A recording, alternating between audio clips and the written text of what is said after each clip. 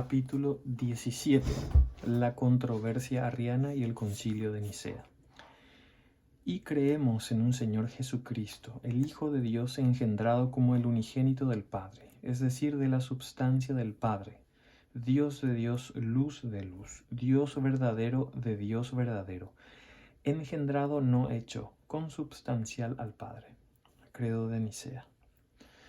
Desde sus mismos inicios la Iglesia había estado envuelta en controversias teológicas. En tiempos del apóstol Pablo fue la cuestión de la relación entre judíos y gentiles. Después apareció la amenaza del gnosticismo y de otras doctrinas semejantes. En el siglo III, cuando Cipriano era obispo de Cartago, se debatió la cuestión de la restauración de los caídos.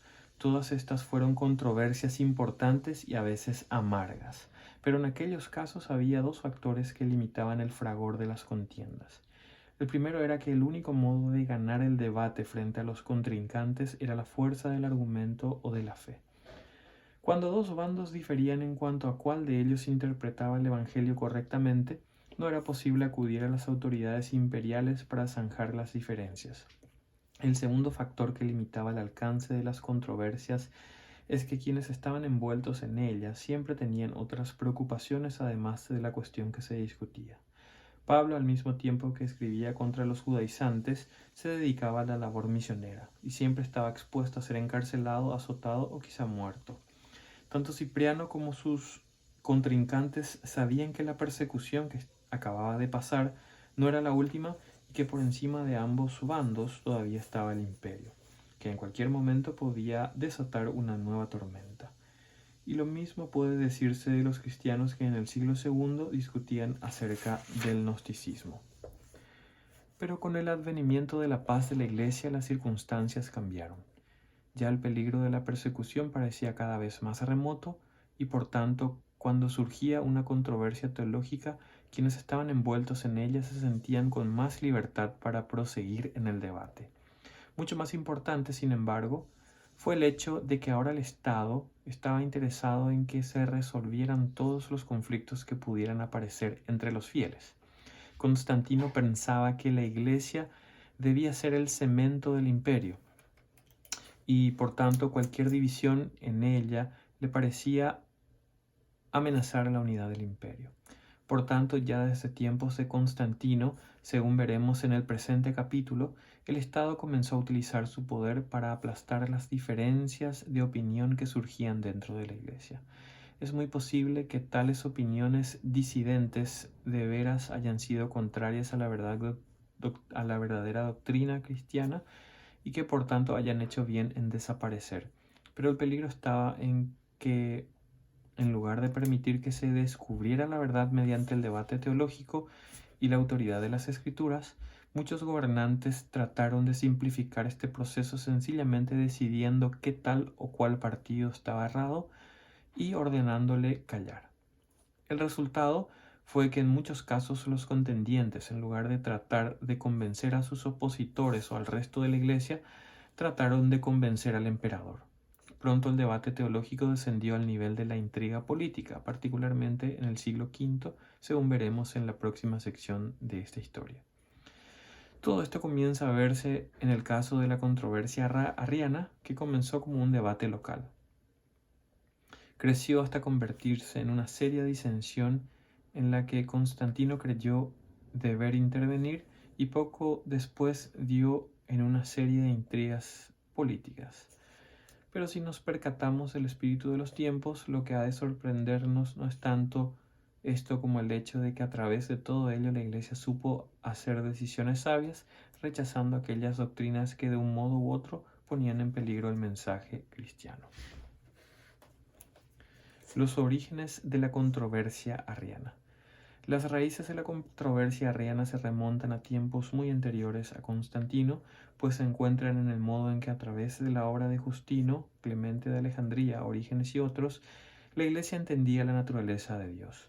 Según dijimos en nuestra primera sección, cuando los cristianos de los primeros siglos se lanzaron por el mundo a proclamar el Evangelio, se les acusaba de ateos e ignorantes. En efecto, ellos no tenían dioses que se pudieran ver o palpar como los tenían los paganos. En respuesta a tales acusaciones, algunos cristianos apelaron a aquellas personas a quienes la antigüedad consideraba sabios por excelencia, es decir, a los filósofos. Los mejores de entre los filósofos paganos había dicho que por encima de todo el universo se encuentra un ser supremo, y algunos habían llegado hasta decir que los dioses paganos eran hechura humana. Apelando a tales sabios, los cristianos empezaron a decir que ellos también, al igual que los filósofos de antaño, creían en un solo ser supremo y que ese ser era Dios. Este argumento era fuertemente convincente y no cabe duda de que contribuyó a la aceptación del cristianismo por parte de muchos intelectuales. Pero ese argumento encerraba un peligro. Era muy posible que los cristianos, en su afán por mostrar la compatibilidad entre su fe y la filosofía, llegaran a convencerse a sí mismos de que el mejor modo de concebir a Dios era no como lo habían hecho los profetas y otros autores escriturarios, sino más bien como Platón, Plotino y otros. Puesto que estos filósofos concebían la perfección como algo inmutable, impasible y estático, muchos cristianos llegaron a la conclusión de que tal era el Dios de que hablaban las Escrituras. Naturalmente, para esto no era necesario resolver el conflicto entre esa idea de Dios y la que aparece en las Escrituras, donde Dios es activo, donde Dios se duele con los que sufren, donde Dios interviene en la historia. Este conflicto entre las Escrituras y la filosofía en lo que se refiere a la doctrina de Dios se resolvió de dos modos. Uno de ellos fue la interpretación alegórica de las Escrituras. Según esta interpretación, dondequiera que las Escrituras se referían a algo indigno, entre comillas, de Dios, es decir, a algo que se oponía al modo en que los filósofos concebían al Ser Supremo, esto no debía interpretarse literalmente, sino alegóricamente. Así, por ejemplo, si las Escrituras se refieren a Dios hablando, esto no ha de entenderse literalmente, puesto que un ser inmutable no habla. Intelectualmente esto satisfizo a muchos, pero emocionalmente esto dejaba mucho que desear, pues la vida de la Iglesia se basaba en la idea de que era posible tener una relación íntima con un Dios personal, y el Ser Supremo, inmutable, impasible, estático y lejano de los filósofos no era en modo alguno personal. Esto dio origen al segundo modo de resolver el conflicto entre la idea de Dios de los filósofos y el testimonio de las Escrituras.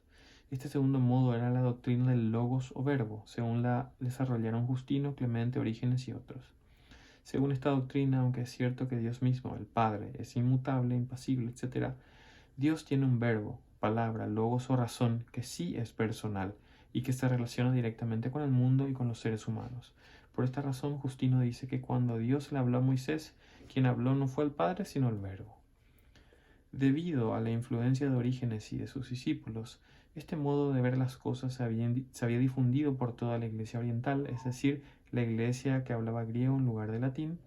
Esto fue el contexto dentro del cual se desarrolló la controversia arriana, y a la larga el resultado de esa controversia fue mostrar el error de ver las cosas de esta manera. El lector encontrará una representación gráfica del punto de partida de la mayoría de los teólogos orientales en el esquema número 1 de la siguiente página. La controversia surgió en la ciudad de Alejandría cuando Licinio gobernaba todavía en el este y Constantino en el oeste. Todo comenzó en una serie de desacuerdos teológicos entre Alejandro, obispo de Alejandría, y Arrio, uno de los presbíteros más prestigiosos y populares de la ciudad. Aunque los puntos que se debatían eran diversos y sutiles, toda la controversia puede resumirse a la cuestión de si el Verbo era coeterno con el Padre o no. La frase principal que se debatía era así: como decía Arrio, hubo cuando el Verbo no existía. Alejandro sostenía que el Verbo había existido siempre junto al Padre. Arrio arguía lo contrario. Aunque esto pueda parecernos pueril, lo que estaba en juego era la divinidad del Verbo. Arrio decía que el Verbo no era Dios, sino que era la primera de todas las criaturas. Nótese que lo que Arrio decía no era que el Verbo no hubiese preexistido antes del nacimiento de Jesús. En esa preexistencia todos estaban de acuerdo. Lo que Arrio decía era que el Verbo, aún antes de toda la creación, había sido creado por Dios. Alejandro decía que el Verbo, por ser divino, no era una criatura, sino que había existido siempre con Dios. Dicho de otro modo, si se tratara de trazar una línea divisoria entre Dios y las criaturas, Arrio trazaría la línea entre Dios y el Verbo, colocándose al Verbo como la primera de las criaturas, mientras que Alejandro trazaría la línea de tal modo que el Verbo quedara junto a Dios en distinción de las criaturas.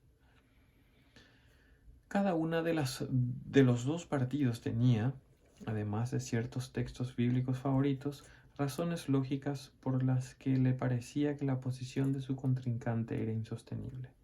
Arrio, por una parte, decía que lo que Alejandro proponía era, en fin de cuentas, abandonar el monoteísmo cristiano, pues según el esquema de Alejandro había dos que eran Dios y por tanto dos dioses. Alejandro respondía que la posición de Arrio negaba la divinidad del Verbo y por tanto de Jesucristo. Además, puesto que la Iglesia desde los inicios había adorado a Jesucristo, si aceptáramos la propuesta arriana tendríamos o bien que dejar de adorar a Jesucristo o bien que adorar a una criatura. Ambas alternativas eran inaceptables y por tanto Arrio debía estar equivocado. El conflicto salió a la luz pública cuando Alejandro, apelando a su responsabilidad de autoridad episcopal, condenó las doctrinas de Arrio y le depuso de sus cargos en la iglesia de Alejandría. Arrio no aceptó este veredicto, sino que apeló a la vez a las masas y a varios obispos prominentes que habían sido sus condiscípulos en Antioquía. Pronto hubo protestas populares en Alejandría, donde la gente marchaba por las calles cantando los refranes teológicos de Arrio. Además, los obispos a quienes Arrio había escrito respondieron declarando que Arrio tenía razón y que Alejandro quien estaba enseñando doctrinas falsas. Era Alejandro el que enseñaba doctrinas falsas. Luego, el debate local en Alejandría amenazaba volverse un cisma general que podría llegar a dividir a toda la Iglesia oriental. En esto estaban las cosas cuando Constantino, que acababa de derrotar a Licinio, decidió tomar cartas en el asunto. Su primera gestión consistió en enviar al obispo Ocio de Córdoba, su consejero en materias eclesiásticas, para que tratara de reconciliar a las partes en conflicto. Pero cuando Ocio le informó que las raíces de la disputa eran profundas y que la disensión no podía resolverse mediante gestiones individuales, Constantino decidió dar un paso que había estado considerando por algún tiempo: convocar a una gran asamblea o concilio de todos los obispos cristianos para poner en orden la vida de la Iglesia y para decidir acerca de la controversia arriana. El concilio de Nicea. El concilio se reunió por fin en la ciudad de Nicea, en el Asia Menor y cerca de Constantinopla en el año 325. Y esta asamblea, la que la posteridad conoce como el primer concilio ecuménico, es decir, universal. El número exacto de los obispos que asistieron al concilio nos es desconocido, pero al parecer fueron unos 300.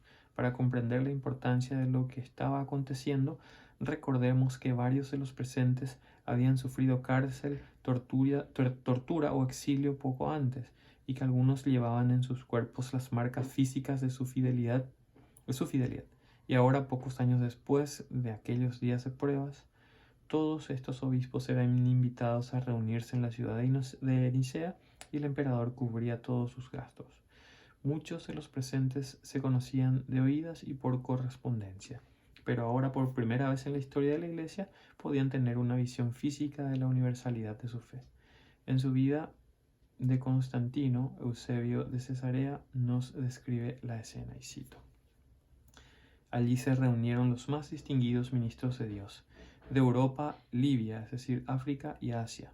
Una sola casa de oración, como si hubiera sido ampliada por obra de Dios, cobijaba a sirios y cilicios, fenicios y árabes, delegados de la Palestina y del Egipto, tebanos y libios, junto a los que venían de la región de Mesopotamia. Había también un obispo persa y tampoco faltaba una escita en la asamblea. El Ponto, Galacia, Panfilia, Capadocia, Asia y Frigia enviaron a sus obispos más distinguidos, junto a los que vivían en las zonas más recónditas de Tracia, Macedonia, Acaya y el Epiro. Hasta en la misma España, uno de gran fama, Ocio de Córdoba, se sentó como miembro de la gran asamblea. El obispo de la ciudad imperial, Roma, no pudo asistir debido a su avanzada edad, pero sus presbíteros lo representaron. Fin de la cita. Constantino es el primer príncipe de todas las edades en haber juntado semejante guirnalda mediante el vínculo de la paz y habérsela presentado a su Salvador como ofrenda de gratitud por las victorias que había logrado sobre todos sus enemigos. En este ambiente de euforia, los obispos se dedicaron a discutir las muchas cuestiones legislativas que era necesario resolver una vez terminada la persecución. La Asamblea aprobó una serie de reglas para la readmisión de los caídos acerca del modo en que los presbíteros y obispos debían ser elegidos y ordenados y sobre el orden de precedencia entre las diversas sedes. Pero la cuestión más escabrosa que el concilio de Nicea tenía que discutir era la controversia arriana. En referente a este asunto, había en el concilio varias tendencias. En primer lugar, había un pequeño grupo de arrianos convencidos, capitaneados por Eusebio de Nicomedia, personaje importantísimo en toda esta controversia que no ha de confundirse con Eusebio de Cesarea. Puesto que Arrio no era obispo, no tenía derecho a participar en las deliberaciones del concilio. En todo caso, Eusebio y los suyos estaban convencidos de que su posición era correcta y que tan pronto como la asamblea escuchase su punto de vista expuesto con toda claridad, reivindicaría a Arrio y reprendería a Alejandro por haberle condenado. En segundo lugar, había un pequeño grupo que estaba convencido de que las doctrinas de Arrio ponían en peligro el centro mismo de la fe cristiana y que por tanto era necesario condenarlas. El jefe de este grupo era Alejandro de Alejandría. Junto a él estaba un joven diácono que después sería famoso como uno de los gigantes cristianos del siglo IV, Atanasio. Los obispos que procedían del oeste, es decir, de la región del imperio donde se hablaba el latín, no se interesaban en la especulación teológica. Para ellos la doctrina de la Trinidad se resumía en la vieja fórmula enunciada por Tertuliano más de un siglo antes: una substancia y tres personas. Otro pequeño grupo, probablemente no más de 3 o 4, sostenía posiciones cercanas al patripacionismo, es decir, la doctrina según la cual el Padre y el Hijo son uno mismo y por tanto el Padre sufrió en la cruz. Aunque estas personas estuvieron de acuerdo con las decisiones de Nicea, después fueron condenadas. Empero, a fin de no complicar demasiado nuestra narración, no nos ocuparemos más de ellas. Por último, la mayoría de los obispos presentes no pertenecía a ninguno de estos grupos. Para ellos era una verdadera lástima el hecho de que, ahora que por fin la Iglesia gozaba de paz frente al imperio, Arrio y Alejandro se hubieran envuelto en una controversia que amenazaba dividir la Iglesia. La esperanza de estos obispos, al comenzar la asamblea, parece haber sido lograr una posición conciliatoria, resolver las diferencias entre Alejandro y Arrio y olvidar las cuestiones. Ejemplo típico de esta actitud es Eusebio de Cesarea, el historiador a quien dedicamos nuestro segundo capítulo. En esto estaban las cosas cuando Eusebio de Nicomedia, el jefe del partido arriano, pidió la palabra para exponer su doctrina. Al parecer, Eusebio estaba tan convencido de la verdad de lo que decía, que se sentía seguro de que tan pronto como los obispos escucharan una exposición clara de sus doctrinas, las aceptarían como correctas, y en esto terminaría la cuestión. Pero cuando los obispos oyeron la exposición de las doctrinas arrianas, su reacción fue muy distinta de lo que Eusebio esperaba. Las doctrinas según la cual el Hijo o Verbo no era sino una criatura, por muy exaltada que fuese esa criatura, les pareció atentar contra el corazón mismo de su fe. A los gritos de blasfemia, mentira y herejía, Eusebio tuvo que callar, y se nos cuenta que algunos de los presentes le arrancaron su discurso, lo hicieron pedazos y lo pisotearon. El resultado de todo esto fue que la actitud de la asamblea cambió.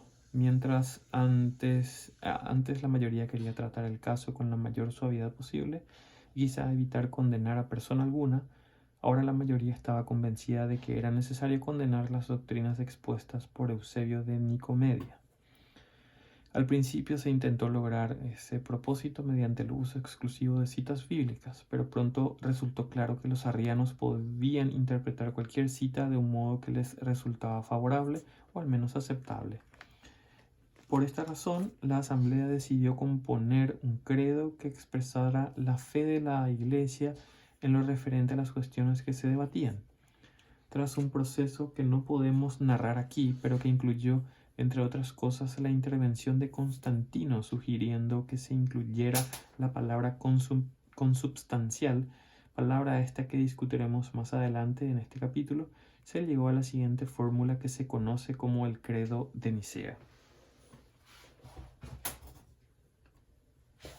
Y cito: creemos en un Dios Padre Todopoderoso, hacedor de todas las cosas, visibles e invisibles, y en un Señor Jesucristo, el Hijo de Dios, engendrado como el unigénito del Padre, es decir, de la substancia del Padre, Dios de Dios, luz de luz, Dios verdadero de Dios verdadero, engendrado no hecho, consubstancial al Padre, mediante el cual todas las cosas fueron hechas, tanto las que están en los cielos como las que están en la tierra, quien para nosotros los humanos y para nuestra salvación descendió y se hizo carne, y se hizo humano y sufrió y resucitó al tercer día, y vendrá a juzgar a los vivos y a los muertos, y en el Espíritu Santo, a quienes digan pues que hubo cuando el Hijo de Dios no existía, y que antes de ser engendrado no existía, y que fue hecho de las cosas que no son, o que fue formado de otra substancia o esencia, o que es una criatura, o que es mutable o variable. A estos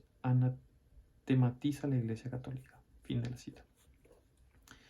Esta fórmula, a la que después se le añadieron varias cláusulas y se le restaron los anatemas del último párrafo, es la base de lo que hoy se llama credo niceno, que es el credo cristiano más universalmente aceptado.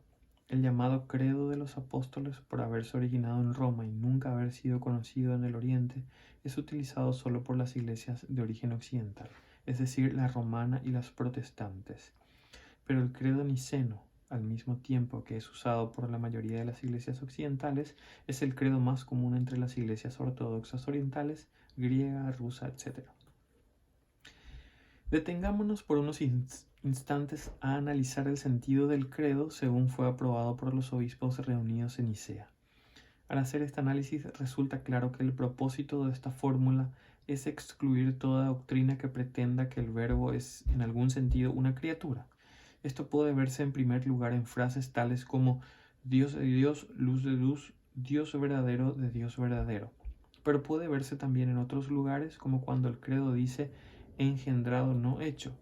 Nótese que al principio el mismo credo había dicho que el Padre era hacedor de todas las cosas visibles e invisibles. Por tanto, al decir que el Hijo no es hecho, se le está excluyendo de esas cosas visibles e invisibles que el Padre hizo.